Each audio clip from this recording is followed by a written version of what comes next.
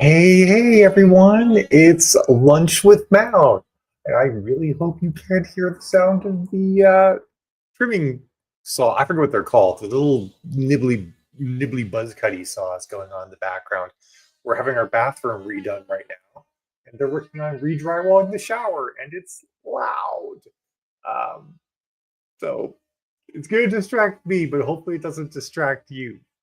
So yeah, we are. This is the second lunch with Mal in our new house, and we're getting pretty settled in. You can tell by the boxes down there that we're not fully settled in yet. But to be honest, like this room doesn't feel like a total disaster zone anymore, so that's pretty nice. And other than the upstairs bathroom currently being gutted, the main areas are actually all really good. The bedrooms already they're kind of like the last stage. So, oh yeah, I don't know if we have any AAA batteries, honey. You could steal one from the remote temporarily, though, um,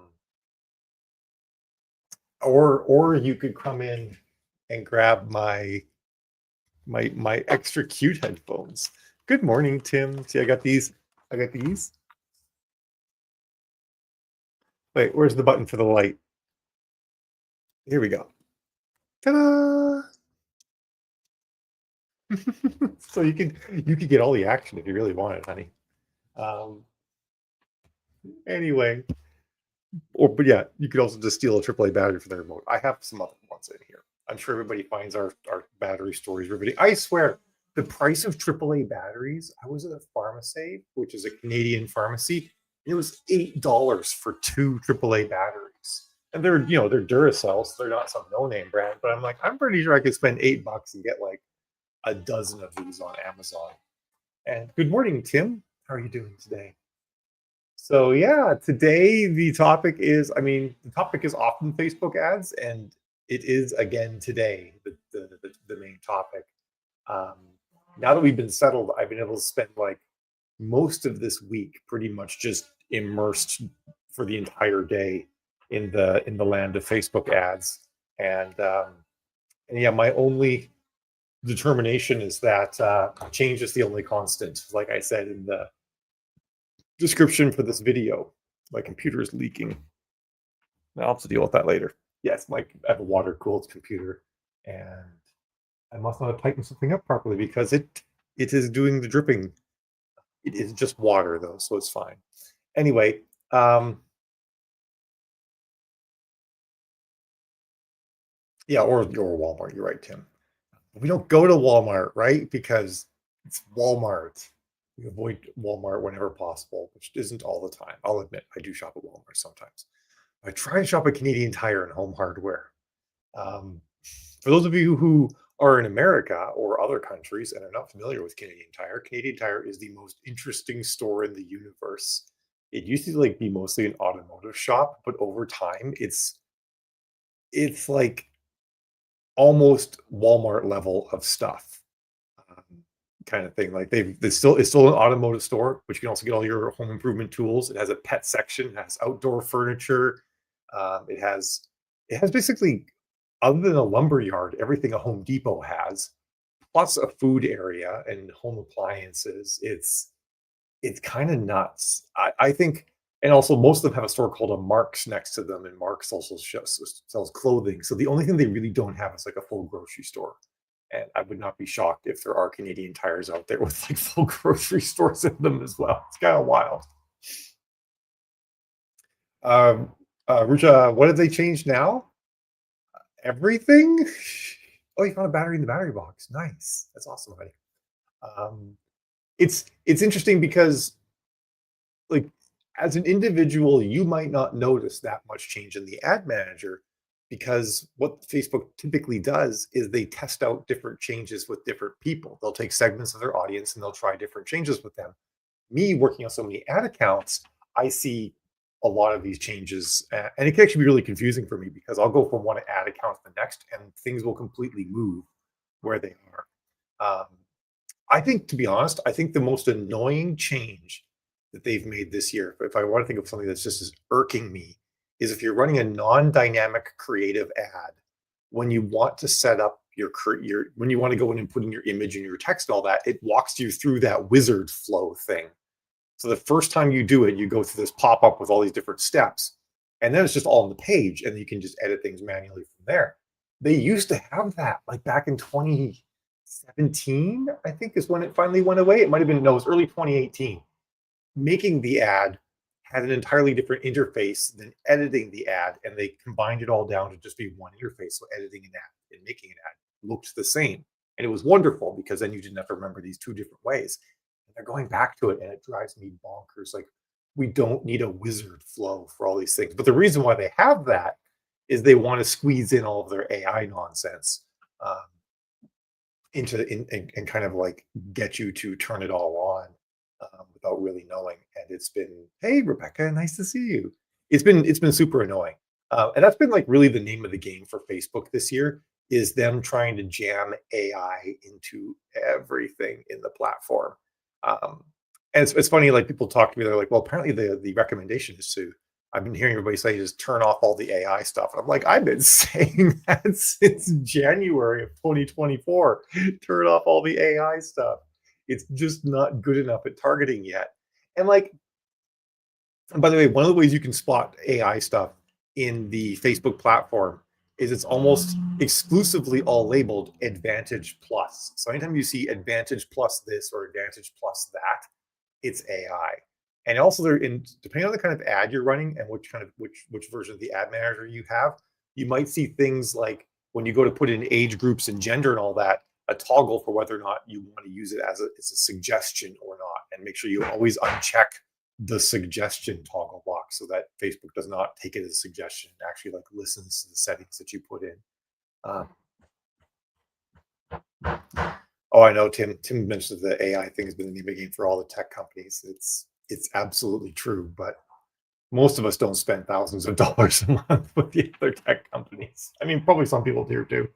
Um, but yeah, so that's sort of just the rule of thumb, is anything that says Advantage Plus, turn it off. And the AI targeting has been getting better.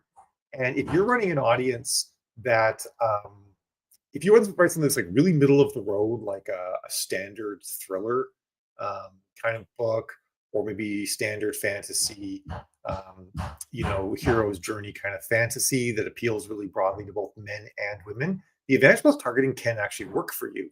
But the problem is that if you write something that's very gender specific, like romance generally is, the Advantage Plus stuff will show your ads to men. And heaven forbid you put a picture with an attractive woman on your ad. Advantage Plus will probably show your ad exclusively to men, which kind of sucks, because what you end up having to do if you're using any of the AI stuff is you really have to lean into the stereotypes super hard, which limits your creativity and honestly gets a little bit obnoxious as well. That's been one of the things that's been pretty annoying for me with having to do stuff. Like I was talking with someone just 2 days ago about their ads, and I'm like, your ads are going to eventually show to if you run Advantage Plus, your ads are going to show to everybody, which means you basically have to only put men on your romance ads. Otherwise, if you put women on them, men are going to click. And she's like, well, that's kind of unfortunate. I'm like, yes, it is. Heaven forbid you write sapphic romance, right? You write sapphic romance and you need to use Advantage Plus, or you're trying Advantage Plus, it's just going to show up. And it's so obnoxious too, because you think that Facebook, like, this is one of those areas where Facebook should be making this gender selection thing like a hard option, even when you're using Advantage Plus targeting, but they don't. Oops, just dropped my brush. And so, what was I going to say? I got distracted. Oh, so I'm always thinking to myself, like, what if you're like, right? What if you're selling like men and women's undergarments? Like, you kind of want gender-based targeting, because you don't. There's no need. There's no reason to ever. I mean, imagine trying to advertise bras and using Advantage Plus targeting. And you're showing pictures of women wearing bras. It's like, it's just going to show to men, because men are going to click on it the most.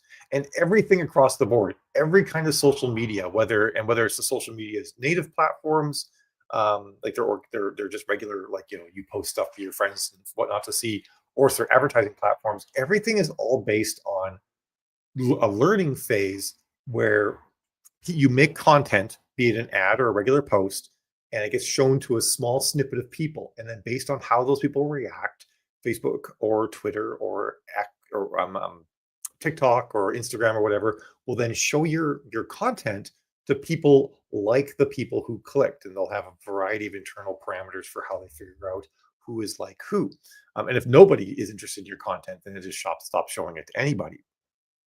Um, and so it's really important that like everything is really on target and on brand, because if that first group of people that sees it is wrong, then you're going to have a problem.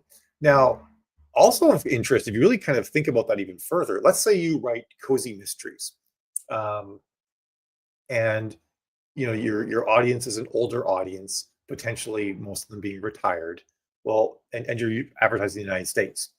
Now, the majority of your readers are going to be on the East Coast of the United States. That's where the majority of the American population lives. Um, and you have to think, okay, I'll say you're in the UK, and you go and make your ad at 8 in the morning UK time. Well, that's 3 in the morning Eastern Standard Time, where most of your audience is going to live for your US ad. However, it is 11 at night on the West Coast. So you might get your ad, your learning phase is likely to be whoever is up at 11 p.m. on the West Coast. And if you picked a broad age range, 35, 65 plus or something like that, you might get an entirely different age bracket than you were intending to get, just based on when people are likely to be doing things. Um, and the same is also true for like running your ads turning on new ads on the weekends. People's browsing behavior is wildly different on the weekends versus the weekdays. So usually you don't want to turn on new ads or make major audience-based changes to your existing ads on the weekends, because it'll kick it into a learning phase at a weird time. So you really want to think like, okay, are my ads, my ads, I want to show them to gaming nerds or something like that. Like I built an audience that targets a bunch of gaming nerds. Well, again, if I want to target a bunch of gaming nerds, I probably shouldn't turn my ad on at 11 in the morning Eastern Standard Time. I should probably fire my ad up, at like 6 p.m., because most of my gaming nerds are going to be younger. They're probably, they're not super young, but they're all pre-retirement mostly. Um, and also depending on the games you're targeting. And they're going to be at work, getting ready for work at 8 a.m. You probably want to catch them earlier if possible. They're still doom scrolling in bed, but I think most younger people don't do much of that. They sleep in really late because they stayed up late gaming. So you want to kind of catch them on the drive home, or maybe at their lunch break.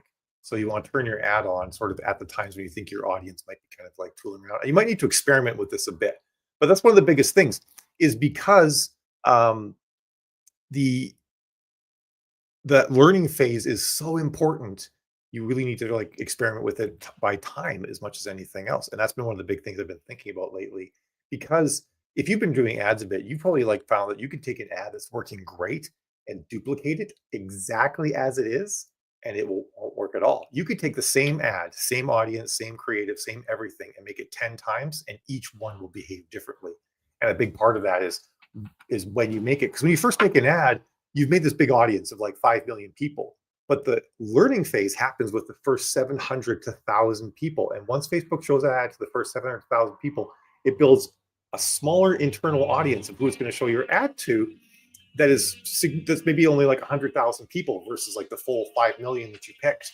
But that first 100,000 people audience that your ads will be running with for a month or two is based on that first 1,000 people who saw it, which is a tiny sliver of this overall thing. So a lot of and we can't control all the circumstances of who sees that ad initially, but you could at least use time of day to narrow it down a little bit. Rucha, I still get confused with what to disable or what to keep on. There's a lot. We're going to be probably doing, maybe later in the fall, another beginner class for Facebook ads in our school. Our courses, we have a thing that runs on schools, storytellerlab.net, and we run all of our courses and classes in there. And I think it's going to be time to do another beginner class before too long, because so much has changed this year. I couldn't even succinctly go through what you should turn on and turn off right now. It takes like an hour to kind of go through that. The general gist of it though is turn off almost everything. Most of the bells and whistles in the Facebook ad platform aren't made for us. They're made for people who run dozens or hundreds of ads and need a bunch of, quality of life improvements or tools to make it easier for them to manage their ads. They're not made for people who are running 5 or 6 ads. It's kind of one of the ways to think about it. Dun, dun, dun. Monique says, "This is why I have my computer on EST." That totally makes sense. I like that thought process a lot. Richard says, how much, I'm going to show this here, how much using SEO keywords in Facebook ad effective and where can you use them? I mean, everywhere, basically. Any text that you put in, it's not really SEO because it's not search engine optimization. It's actually AI interpretation optimization, like giving the AI the right words so that it understands what your ad is about. And every piece of text is for that. However, you have to keep in mind that all this text also shows to humans. So if you're going to do it, it's got to be human readable and not look like gobbledygook to humans. The best place generally to put all of this is in the description box, though. If you're going to try and like list out your tropes or something like that you would do in the description box, sort of as a quick answer. Yeah, it's kind of a wild thing to think about, isn't it? Just the idea that the time of day can make a difference. And it used to be less of an impact by a long shot because um, we used to be able to really narrow our audiences down. Like I could say, like, show this ad only to people who read Jodie, or not Jodie Foster, Melissa Foster, and I don't have to worry about the time of day because I'm getting Melissa Foster fans, and that's the people I want. But now, no matter what option you pick, detailed targeting, like picking an interest like contemporary romance or an author or something like that, it's only partially followed. So you can never really guarantee that the people you've chosen to have your ad show to are the ones that will actually show to. So you have to also think about other angles. We did, yes, and I think we should definitely do it because so much has changed since the last time we did a beginner class that I feel like the recommendations are getting out of date. It's actually been like I've been wanting to do a 4th edition of Help My Facebook Ads Suck, but the platform won't stand still enough for me to take like good screenshots of everything. I'm actually going to have to sort of reword the book, be like, look for an option that looks like this, and maybe even a thing like how to understand the sentiment in the Facebook platform, because the wording can change from one account to the next. The where check boxes are moves. All sorts of things are like all over the place right now from one person to the next. There's no real consistency to the platform anymore.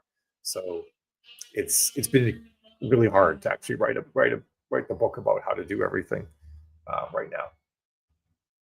You are very welcome, Jody. So yeah, that's kind of my thought. It's so, but so that's the Facebook you bastard news. The good news is that if you've listened to me, like, there's been a couple of points this summer where I've said, like, I don't know if Facebook advertising for authors is going to be viable long term, or if we're going to need to find something new. And I tell you, August was awful.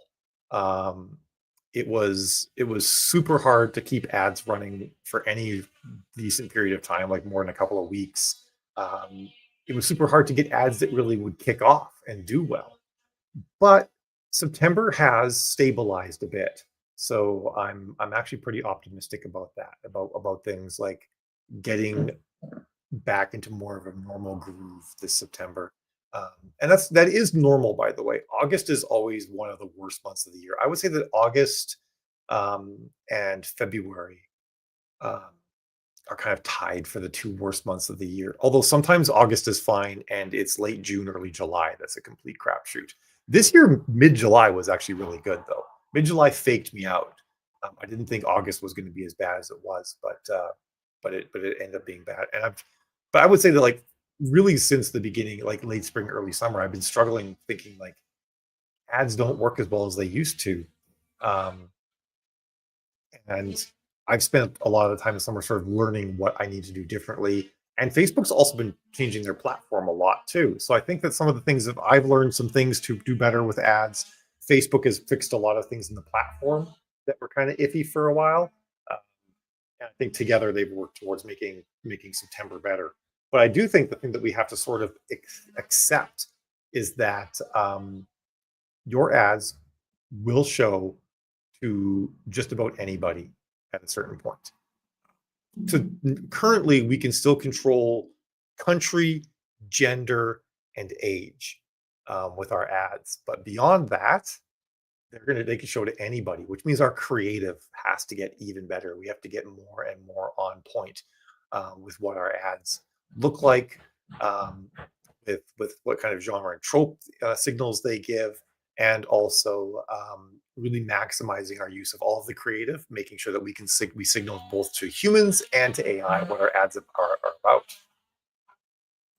Yep, that's a pretty common sentiment, Rebecca. I've experienced that with a number of people I run ads for. How I was like, oh, things are cooking in July. I could like take a breath, And then August happened, and it's just like, wow, this is awful. But the interesting thing is, I have some authors weathered August without an issue. August was just fine for them.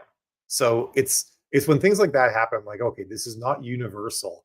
There is some difference here between these books, between these ad accounts. Like it could also be off Facebook. It could be an Amazon change because most everybody at a higher level is running AMS ads too. So it gets hard to figure out like exactly what it is that's the hardest thing I think about all of this. We live in this situation where we're making changes to our ads. Facebook's making changes to the platform. Amazon's making changes to the platform. We're also doing social media content to varying degrees of success. The social media platforms are changing.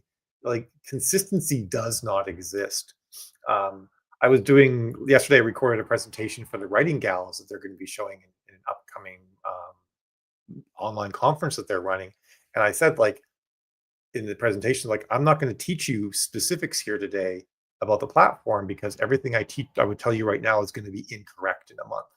What I want to teach you instead is how to analyze your ads better so that you can stay on top of ones that aren't working so they don't soak up all your money and cause you to have a loss. That's like the best strategy right now is analysis, analysis, analysis, which a lot of authors don't like doing. I don't blame you. So my whole thing is to try and drill it down to as simple a process as possible for folks who don't want to spend their lives doing math. Dun, dun, dun. Yeah, I mean that could just be the algorithm made some choices about what content you like, Jody. It's really hard to say why that could be happening. I never get author ads, like never. You'd think I would, right? But most of my ads are for clothing. Actually, right now, most of my ads are home improvement related.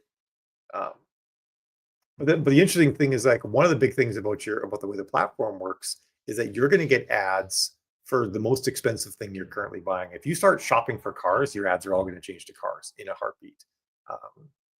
With some exceptions, like you might still get some things that aren't cars, but because Facebook can charge car manufacturers a lot more money per click than they can charge us. And of course, once you start shopping for appliances and microwaves and stuff like that, you're going to get way more. You're going to get that stuff because it costs. Those people will pay more per click than we will for our books. Yep, that's exactly right. That kicks off tomorrow. Storytellerlab.net, like Jill put in there. And also there's one called the 4 Pillars of Ad Analysis, which is actually what I was just talking about, analyzing your ads. And that's in the Master Classes for Success classroom. In Storyteller Lab, we have a bunch of classrooms, and each one has various ads in them. Well, it makes sense, honey, because you back Kickstarters a lot, and you like browsing Kickstarter. So I would totally imagine that you get that. I never get Kickstarter ads. I never get ads for like anything creative, like outside of clothing, like cool clothing and cosplay. I never get like ads for creative things at all. It's kind of weird. That's weird. That is weird. I don't know why you would get them if you don't click on them. Maybe you look at them or you pause and you study them, because Facebook does analyze what you're looking at based on how you pause in the feed. They've got that down to a science. So maybe that's what it is. Midlife bodies like me. I love it. I love it. Yes, agreed. That could be it. And one of the things that could change, actually, that's a really good point. Now that you mentioned like that, end of June, they got rid of author targets. So now people are having to resort to broader targeting. So maybe before people were targeting these specific authors that maybe you don't read, but now they're just targeting people who read romance novels or people who read thrillers or people who are into urban fantasy, which is an entertainment category on Facebook, not a literature category, and that might be capturing you. So that might be it. Actually, it might just be that it was an algorithm change uh, predicated on the fact that they have to target broader now, and now you're falling into the targets. So um, that's definitely a possibility. Yeah, yeah. The cool thing I did with the 4 pillars of ad analysis that I think is really neat. Let me see if I actually have it available to show you guys, because I think this is I mean, I think this is one of the coolest things I've done. Not to toot my own horn too much. All right, so you've all seen probably all seen my read through spreadsheet before, where I say like, here's you can put all your sales numbers, and I can tell you how much money you make every time you sell book one, and how many KU books reads you get every time you sell book one, just sort of as a ratio. And then you can say like, every time I sell book one or get a complete read through of book one in KU, this is how much money I'll make with read through. So all pretty neat. But the really cool thing comes from this analysis spreadsheet that I made. And what it helps figure out is um, how much money you make every time someone clicks, and that gets to be pretty cool. I also have like a simple way of scoring your ads, where you can just put in, you get a number for your CPCs. So this is all in US dollars. So if your CPC is over 40, you get a score of 0. If your CPC cost per click is less than 10, you get a score of 5. And then there's a way to figure out your conversion rate, which is how many pages read you get per click. And then more than 30 pages read per click is a 5. Most of the time, you're going to be around 10 to 14 pages read per click on a good ad. You'll get a score of 2. And then if you're wide, then you would use the sales number instead of the KU number. And you can get like I mean, theoretically, you get a maximum score of 15, but really you're going to be getting a score in KU or in sales. So your maximum score is 10. And then you can like figure out like 5 is where profitability starts to kick in. If you have an ad that has a score of 5, it's probably profitable. Above 10 is wildly profitable, that sort of thing. So this is sort of a little quick thing. And the presentation goes this in a lot more detail. But then I've also got this thing where you can actually put in all of these numbers, and it tells you how much money you make every single time someone clicks. So this example, it shows you the numbers for both KU and sales, but as long as either one of these is green, it's fine, because the KU one makes enough money to pay for all of the sales. This number here is just like, if this ad didn't have any KU money coming in for this particular book, then it would be in the red. And it's very normal if you're in KU that your sales profitability would be in the red.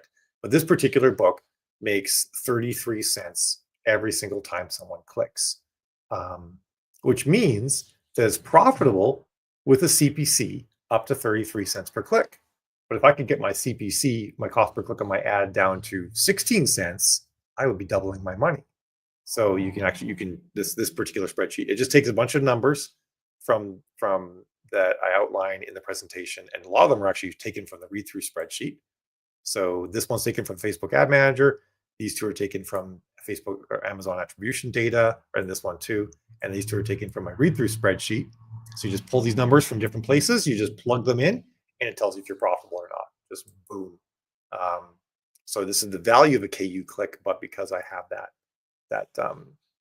my costs in there, it's my profit is lower. So it's a super cool spreadsheet. And I also got this little thing that shows you risk to reward. Like I give you a way of seeing what your risk to reward ratio is, and lower is better on ads, because one of the big things too is that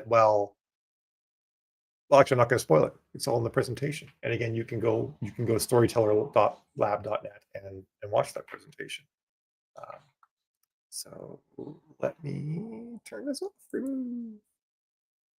So yeah, so that's I think, and one of the things actually that I did with that, when I sort of created this concept of this new way of analyzing Facebook ads, it was because I was like, man, I keep teaching people how to different ways of analyzing Facebook ads, but I feel like it doesn't click for everybody. So this new way is another tool in the toolbox for people who other ways of analyzing Facebook ads didn't click. Maybe this one will, because everybody's different. Everybody learns different.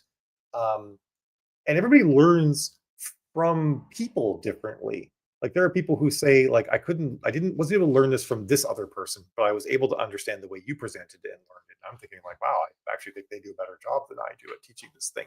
But it really comes down to how each person learns. So I like to try what I try to do is I try to create a lot of different ways to present information so that depending on so it hopefully it'll click.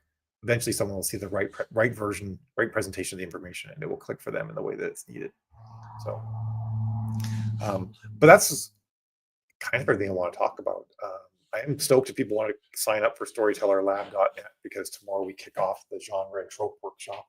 And the big thing behind that is really learning how to research your own genre and tropes in your books, learning how to research and understand what other people are doing and how they're presenting it, and then which ways of presenting this information are working. Because there's a lot of options out there. Being an author is really interesting because everybody from like the first person out will be compared to like hockey. Everyone from the person trying on skates for the very first time to the pros, who are making seven figures are playing in the same hockey rink, right? Like we're all together in the same rink. There's no like Pee Wee League for writers or anything like that. I guess maybe there's fan fiction, but by and large, the person who published their first book and the person who published their 100th book are playing in the same space. So there's a lot of information out there, and there's a lot of things that work and don't work. So you can't just like look at, you can't be like, wow, I saw author XYZ ran this ad. It must be working. Well, you don't know if it's working, if it's just burning their money. Or you might see, a book that's doing really well in the ranking, and you might be like, well, their blurb and and everything must be really be cooking. I'm going to try and emulate what they did, but maybe they just got a book bump, and that's why they're ranking really well. You don't really know. So one of the things I teach is how we can really understand which things are working long term, which are proven things that have been working long term, and that we should be modeling ourselves after, and which things are not, so that we don't sort of make the mistake of choosing the wrong things to emulate.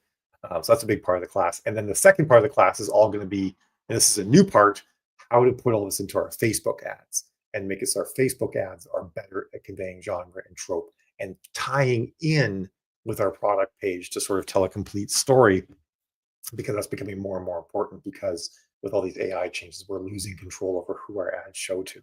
So, yep, there will absolutely be a replay stand. Everything will be recorded, so you don't need to be on anything live. And every week there's going to be an instructional session and a Q&A session. That's how we run pretty much all of our classes. So, so you can always watch the recordings, and we try to do them at slightly different times too. Although I'm not sure how we'll be pulling that off this time or not. Tomorrow's kicks off at 1 p.m. Eastern time, 11 a.m. Mountain, noon Central is where our kickoff is, and then the classes following onward will be running. Actually, looks like everything's is going to be at 1 p.m. Eastern times, and there'll be Wednesdays for instruction, Fridays for Q&A. So it should be fabulous, I think. Anyway, I have a bunch of calls this afternoon. This week has been like the week of like, okay, Mel, you got your time to move into your new house. Now you get all the calls. So I got a bunch of calls today that I need to get ready for. But it's awesome having more people back again. Summer was pretty sparse. I think I did one lunch with Mel where no one was there at all. But I get it, right? Like summer's crazy. We're all out and about. Schedules are inconsistent, but it's nice to be back in fall and have that bit of that consistency. And I think it totally maps to books as well. In fact, I was listening to a YouTuber doing a podcast talking about views, and all YouTubers are well aware of the August slump, as they call it. It's a pretty common thing over in YouTube land. So sort of the seasonality of readership, viewership interaction is across all industries, but it's always nice when we kind of get back to normal. We don't have this going on anymore. So thanks everyone for hanging out, and I will see you next week. And I hope I see a lot of you guys tomorrow at the class. Oh, by the way, like our school platform, by the way, is only $37 a month. There's no multi-month commitment unless you want to sign up for a year for a discount. You get access to everything that we're doing, and all of our historical classes and videos are in there as well. So you can basically get everything that's in my and Jill's brain for $37 a month. this particular class starts tomorrow, is going to go for probably 8 weeks. So you could get the whole thing for just 2 months payments and then cancel. You don't have to stick around after that. It's totally fine. Oh, it's 57 a month. I'm sorry. I misspoke. Um, pardon me. Um, all right. So I'll see you guys there. Have yourselves an absolutely fabulous weekend. Ciao.